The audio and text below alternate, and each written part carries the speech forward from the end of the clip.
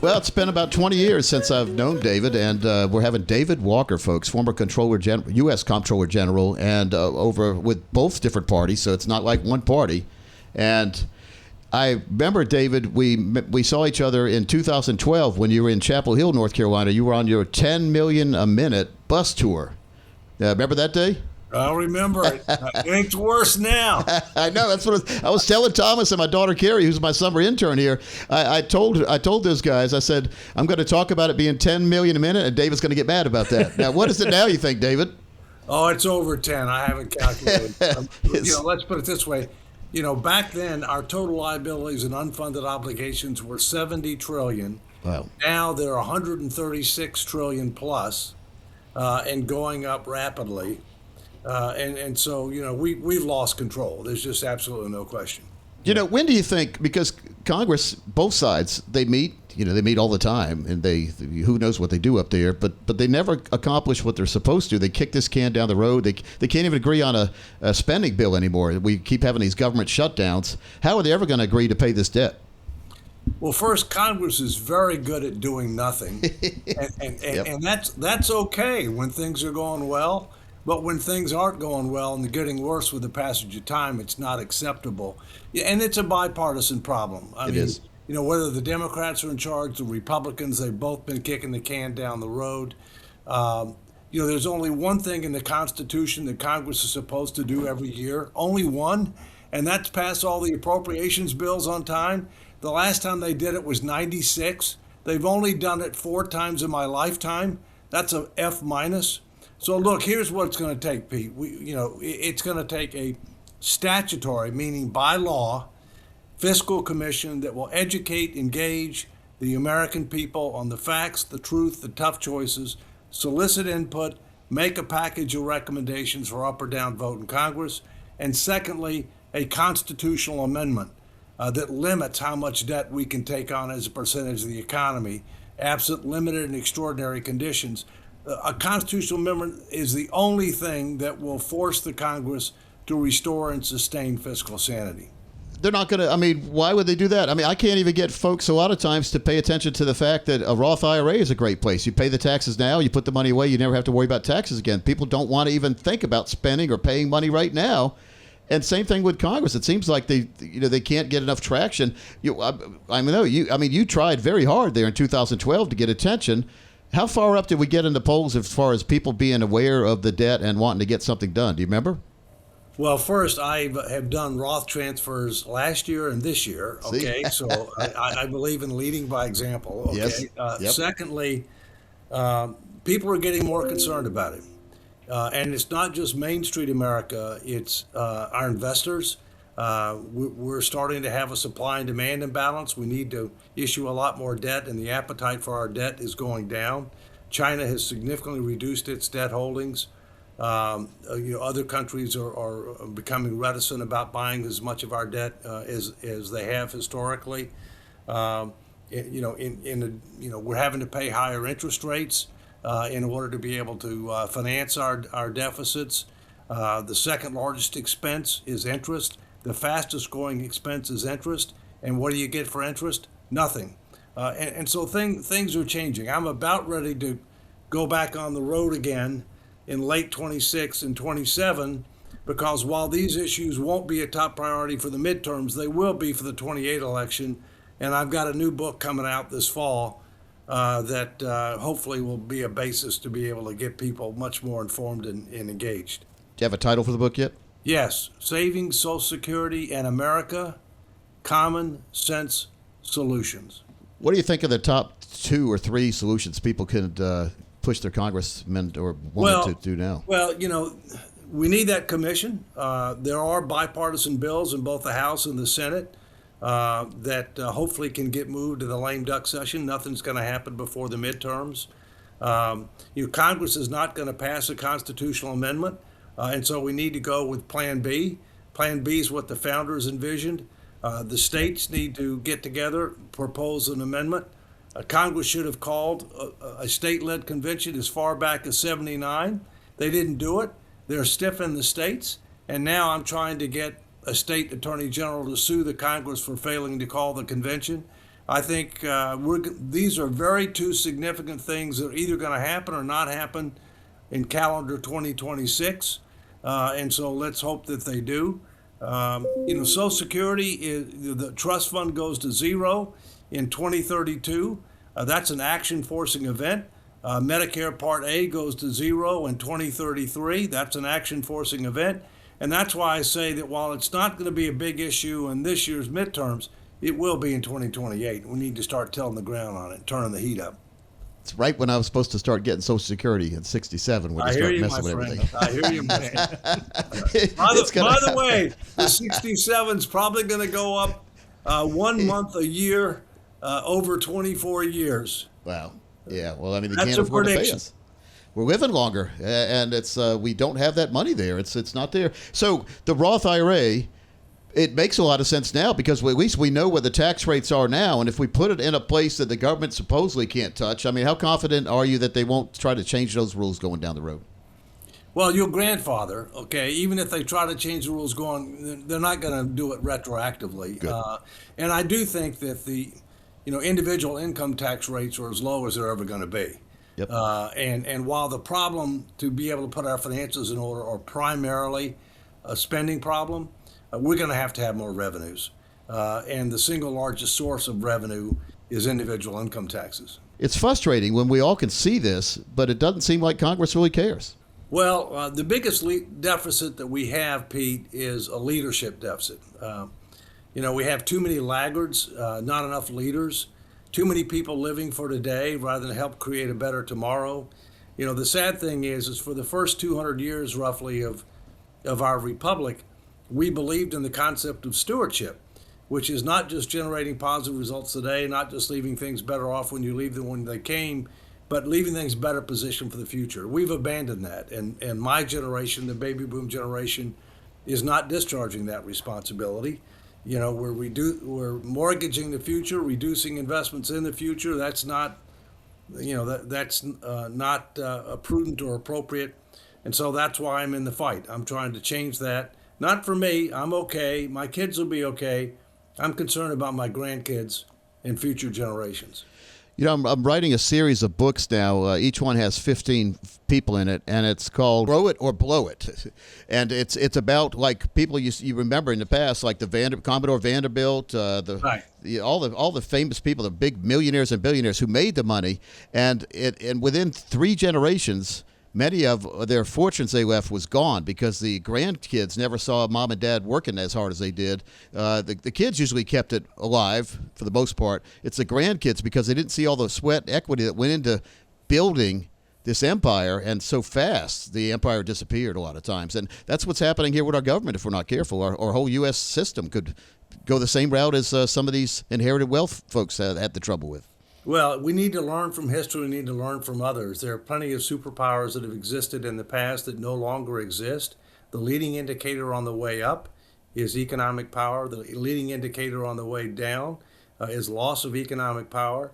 We're not exempt from the laws of prudent finance. If you can't put your finances in order, you will lose economic power with adverse consequences both internationally and domestically. Not only economic consequences, but also national security consequences. Now, a lot of people listening say, this doesn't really apply to me. I don't really care. The government's to do it or they don't do it. But what can we really do? Let's take it down to the grassroots level. People are listening. They're getting mad. They should be getting mad because the dollars, folks, that you've been putting aside are worth less and less because of this. And especially if taxes keep going up, the money you thought you were going to have isn't going to be there anymore. And, David, what can the average consumer, the average citizen that's listening right now, how can we get this to a point where we can get that grassroots to grow to 60, 70%. If we can get up to 70, 80% of everyone on Congress, they'll have to do something. Well, I'm president of a new and emerging effort that has not gone public yet called We the People. And we're going to try to have a major citizen education activation campaign for the 28 election to get 50 million Americans engaged and communicating with their current and prospective elected officials to make these issues a top priority in the 2028 election. And let me give you some numbers, Pete, that I think people can relate to more. Most people can't relate to billions, much less tens or hundreds of trillions. Right. So let's say that Uncle Sam is a real person. And I'm going to take the financial statements for the U.S. government for the year ended September 30, 2025, and all I'm going to do is drop 8 zeros. So this is what Uncle Sam financials look like. He made $52,000. He spent $73,000. He's in the hole for the year, $21,000. He's got total liabilities and unfunded obligations of $1,362,000. Wow. But don't worry, he's got $61,000 in assets, so he's only underwater $1,301,000. Would you lend Uncle Sam money? No. There you go. Get out of my office, I'd say. And by the way, Jamie Dimon, who's a pretty smart guy, chairman and CEO of J.P. Morgan Chase, was asked this past week, would he buy long-term U.S. bonds? Personally, he said no. Wow.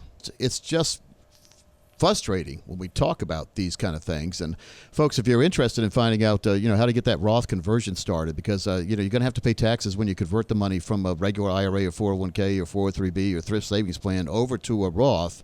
But you better pay it now than pay it later, over and over again. It's the analogy of a farmer who has a bunch of IRS agents come up when he's planting the seeds one season, and they say, hey, Mr. Farmer, we can either tax you on these seeds and never come back again, or we can let you not pay tax on these seeds today, but come back every year at harvest and tax you over and over again. I think we all know where we'd stand on that. It's frustrating because you and I both can see this happening, and I know a lot of folks out there can see what's going on with the government, but nobody wants to do anything about the debt. And it's, what happens, it's going to keep growing. Yes, it is. Can't ignore it. Ignoring it's not going to make it go away. No one wants to make these uncomfortable decisions. They don't want to get voted out, I guess. So it's a lot easier to promise people a lot of free stuff than it is to tell people we need to tighten the belt a little bit. Well, everybody wants something for nothing. I mean, one party wants to have tax cuts. The truth is not all tax cuts stimulate the economy. Very few pay for themselves. The other party wants to grow government even more, even in circumstances where we're not generating the results that we need to achieve. The truth is we're going to have to reform Social Security and make it solvent, sustainable, secure. We're going to have to do the same thing for Medicare, but we've way overpromised on health care. We're going to have to dramatically reform our healthcare system. We can get into that if you want. Yes. So Social Security is very easy to solve. We can exceed the expectation of every generation of Americans. We can talk about that a little bit if you want. But the toughest choices are going to have to be on healthcare and taxes. Those are going to be the toughest choices. So what do you think about the healthcare, Dave? Well, first, we've overpromised, oversubsidized, and we have failed on the 3 elements you have to have a successful and sustainable system. Now, we're in baseball season. Let me tell you what those 3 are. Number 1, you have to have properly designed incentives that encourage people to do the right thing and discourage them from doing the wrong thing. Mm-hmm. You need to have adequate transparency, including things like cost and quality, to provide reasonable assurance they will do the right thing and discourage them from doing the wrong thing. And then you have to have appropriate accountability, which means positive reinforcement when people do the right thing and accountability when they don't. In the case of healthcare, we're 0 for 3. That's a strikeout, okay? Wow. And so we need to step back and ask ourselves, how much universal healthcare, and I did use the word universal, how much universal healthcare is appropriate, affordable, and sustainable? And most Americans believe that's preventative wellness and catastrophic care that everybody ought to get. If you want more than that, then you get it from your employer, you get it from your union, you get your industry association, or maybe you buy it through the Affordable Care Act, which is, by the way, misnamed, just like the Inflation Reduction Act. How did that one work out? Okay, but you got to keep in mind, Congress is not subject to truth in advertising laws. Okay, if they were, a lot of people would be in trouble. But so we need a dramatic reform because we spend about 50% more of our economy on healthcare than other industrialized nations as a percentage of GDP, and we get below average results. Yeah. Well, you know what's been very troublesome to me is the amount of fraud we keep seeing, like billions and billions of dollars of fraud. I'm kind of mad that I didn't think of one of these things and open up some phony companies with phony patients and no beds and bill the government for billions a year and just get away with it. Because I really haven't seen anyone, we're not seeing these perp walks. And if you don't see the perp walk, I mean, you start thinking maybe I should try something like that. Well, criminals go where the money is. Yep. Remember, people asked in the past, why do you rob banks? That's where the money is. Okay? That's Willie Sutton. Yeah. Remember they said healthcare is where the money is. Okay. Right. But understand this: the federal government needs to learn a lesson. You need to have adequate controls up front before the money goes out, because once it goes out, you're probably not getting it back. The other thing you need to do is you can't have self-certification. Newsflash: criminals have no problem self-certifying if they're eligible for something they're not eligible for. And then thirdly, you have to have information systems that will share information across these different systems. So you're not paying things to dead people. So you're not, very simple things. But again, the government is a lag indicator when it comes to these things. And so, like Social Security, what's a solution for that? I mean, because we're coming right up now. I mean, we're right here on the deadline now. It's just a few years away where people are going to start feeling catastrophic changes. Mm-hmm. Well, here's where I think we're going, okay? As I said, we can exceed the expectation of every generation of Americans because young people don't think they're going to get it, and they're wrong. They are. They're going to get it probably at a different age and maybe a different amount. Seniors think they're going to get cut dramatically. That's not going to happen either. So we can reform it, phase in the changes, and everybody gets more than they think they're going to get. I think that's exceeding expectations. So what are some of the things? I think we're probably going to see a further gradual increase in the normal retirement age because we are living longer. Secondly, I think we're going to see a significant increase in the taxable wage-based cap, but not an elimination of the taxable wage-based cap. I think we're going to see an effort to try to prevent, or if we can't prevent it, minimize tax rate increases, because that's a very regressive tax.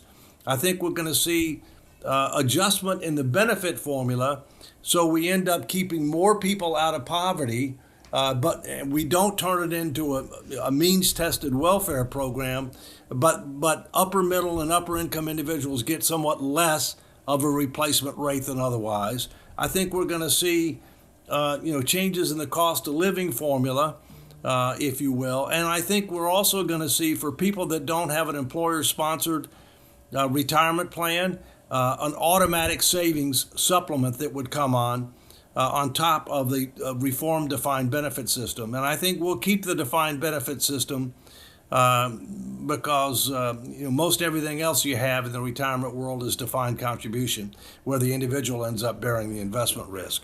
David, here's what Thomas said to me the other day, and I looked at him and he said I could say it. We did this little back and forth, and he said, "Oh, you could say it." We were doing our little communications by baseball signs. I was throwing signs to him, and he said this to me. He said, "Coach, if they would have let us have our own individual Social Security accounts when we first started this system, we could have all picked where we had our money, but we all would have had our own money in our own little accounts." Why did the government not do it like that? Well, for one thing, the government created this program in 1935. It started paying benefits in 1940. It's a pay-as-you-go system, and therefore the people who ended up, getting the early benefits got a huge return on investment. Okay, the simple fact of the matter is that most people don't understand that Social Security is 3 insurance programs. It's just not a retirement savings account. It is retirement income, it is disability income, and it is survivor's income. And one of the guys that's going to be going on tour with me is a guy by the name of Joe Penland Sr., Joe from Texas, and you can find out more about it at his website, Joe from Texas. And he benefited from all 3 of those programs when he was young. And he's lived the American dream. He's now wealthy. He's a very successful entrepreneur. But you need to understand what the system is. It's a 3-pronged social insurance system, not just a savings and retirement account. Yeah. Well, it wasn't designed to be that. It was designed to be a safety net, which that's Correct. We want to keep that safety net. We can't live on, like, you need other money to supplement that, but it's a good way to help pay the bills, I guess, to Well, living and Pete, expenses. when we formed it, it was intended to be the foundation, and like a house, you can't just live on a foundation. You need Get rained on. employer-sponsored plans. You need personal savings on top of that in order to have a habitable dwelling. Yeah. We got a couple minutes here before we let you go, and I want to ask you what you think about this, what appears to be a push towards socialism. Where do you think the money is coming to get all these political ads to push socialism? Do you think it's coming from other countries that are trying to bring us down by making us try to get too many people interested in socialism? They've never told them the bad things about socialism, have they? Unfortunately, many Americans don't learn from history and don't learn from others, and this is a perfect example of that. There has never been a true socialist, which many times converts into communism, that's been successful, that stood the test of time. And if you want to scare the bejesus out of somebody, have them read the platform for the Democrat Socialists of America. It's basically paralleling Saul Alinsky's communist principles. Take control of education, take control of health care, don't worry about deficits and debt, tax the rich. It won't work, okay? But again, the problem is people don't learn from history and people don't learn from others. If they did, they wouldn't have anything to do with this. And I'm one of the national co-founders of a group called No Labels. And No Labels is trying to fight the wingnuts, including the Democratic Socialists of America, and provide support to the sensible center, which is mainstream America, no matter what your political affiliation is. I think the sensible center is about 80% of the people, and like you call them, the wingnuts are 10% on either side, right around there. What do you Yeah, think? the sensible center is at least 60, least 60%. And last time I checked, that's a winning formula. It is. It's a majority. Unless they change that's those right. rules. Doesn't meet the filibuster requirement, but yeah. Once I started studying Saul Alinsky, you see it all the time these days. I mean, if you study his rules for radicals, I mean, I can see it. I said, oh, here they're trying that method. And you know why? Because it works. Because nobody calls them out on it. But we see it. I mean, you can see it. And once you see it, you never unsee it, can you? Nope, that's right.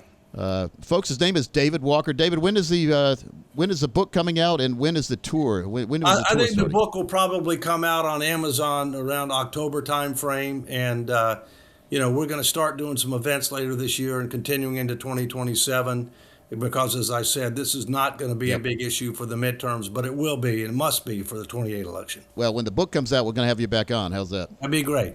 All right, folks. David Walker, former U.S. Comptroller General. Thanks for your time today. And, folks, we'll be right back.